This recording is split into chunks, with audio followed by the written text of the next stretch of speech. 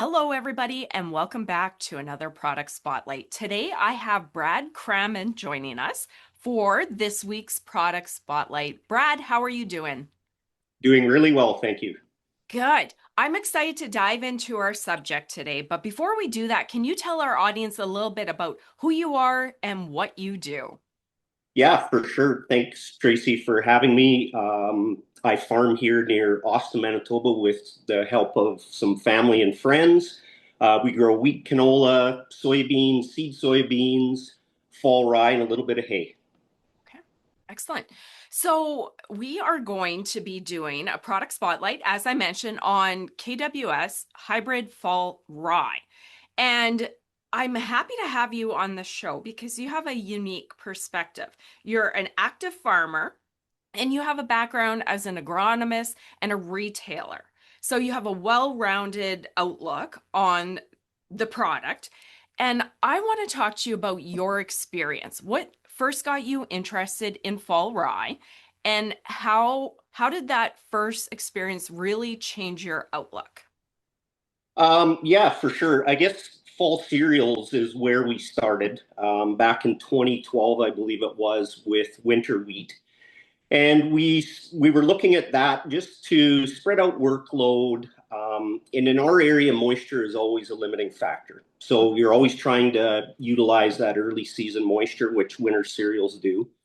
So we had grown winter wheat for a few years with success, but then we ran into some challenges. We had some winter kill years, and then we had 2 years in a row where we had tremendously high dawn values. Fusarium hit the crop hard those 2 years, actually to the point where it was unsellable. So that obviously leaves a bad taste in your mouth. So it got us looking at other options.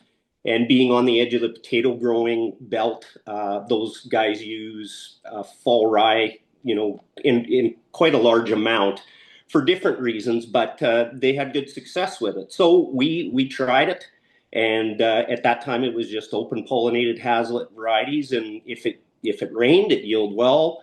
If it rained too much, it got tall and it went down. So it did okay, but it had its challenges. So when hybrid fall rye came around and we saw some neighbors trying it, they didn't seem to be having those issues, and we were hearing fantastic yields. So we decided to give it a try, and yeah, really haven't looked back. Okay, so you started with the test to get your feet wet, learn about the product. You've now, from what I understand, moved fully to fall hybrid rye. So what convinced you, I'm curious, to go all in? Was it a yield-based decision or other factors that went into the mix? Quite a few, actually. So the first year that we did try hybrid fall rye, I was admittedly skeptical.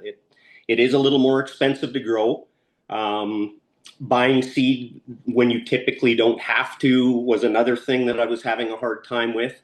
But the attributes of it sounded it was worth giving it a shot. So we did. We had 50% open pollinated, 50% hybrid that year.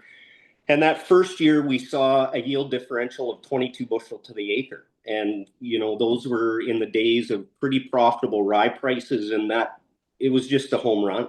Mm. And along with that, the harvestability was much easier. It's shorter, it's stronger straw. Lodging issues are more or less eliminated. And it just was a beautiful product to handle. Super easy thrashing, easier to combine, and marketing is really no different than open pollinated. So it was just a no-brainer to switch, and I really have no regrets. Okay. So I'm curious, last fall, you mentioned that you didn't do 100% and maybe there was some regrets about not keeping more rye acres. What was what was it about the crop that stood out to you most? Do you want to dive a little bit more into that? Yeah, so we've been about 100% hybrid fall rye for 5 years now. And Okay. last year, what had happened was we did have some winter kill issues, and it wasn't just limited to fall rye, it was all winter cereals. And it was just because we had a very warm January. So Mm. anyway, we made the difficult decision to take some fall rye out of production. We recropped it just because it was going to have some weed issues, but we did keep some hybrid fall rye. to grow out for the year. And the year cooperated. We had a fantastic crop. It actually got hit with 30% hail, and it still yielded over 100 bushels to the acre. So, with prices at that time were 760 a bushel, it was by far the most profitable crop on the farm. So, yeah, kind of wish we could have had more acres that year for sure. Gotta love those regrets as a farmer, right? The coulda, Yeah, shoulda, woulda. for And then we sure. beat ourselves up. But hey, we learn, right? We do. Okay, so let's go to your experience crop advising as an agronomist. What would you tell somebody that's watching this? What would you tell them if they're still on the fence about trying fall hybrid rye? If you're new to winter cereals, what it really does for you, it diversifies your crop rotation, which is ever more important these days. You get to spread your workload out if that's important to you. If labor is an issue, you get to start your harvest a little bit earlier. You get some acres taken out in the spring that are already planted for you. That really helps. And it really throws a curveball to the weeds. Resistant weeds are a huge issue now on the prairies that we have to deal with. And fall rye is a great fit for taking care of some of those troublesome weeds because honestly, in the, I don't know, 8, 9 years that I've been growing fall rye, I have not sprayed a herbicide. It is that competitive. So I know some people have to, but we just have not ran into that situation. So being able to take a year off with herbicide applications and really breaking that weed cycle, Mhm. huge agronomic benefits in addition to workload logistics. Wonderful. We've Yeah. been having an ongoing conversation about KWS Hybrid Fall Rye on our show here, and there's been some fantastic conversations, this one included. So I just wanted to thank you for spending some time with me here, sharing more information. If there's anything that you want to add, great. If not, I just wanted to thank you. Yeah, for sure. I encourage everybody to give it a shot if it's something that they're interested in.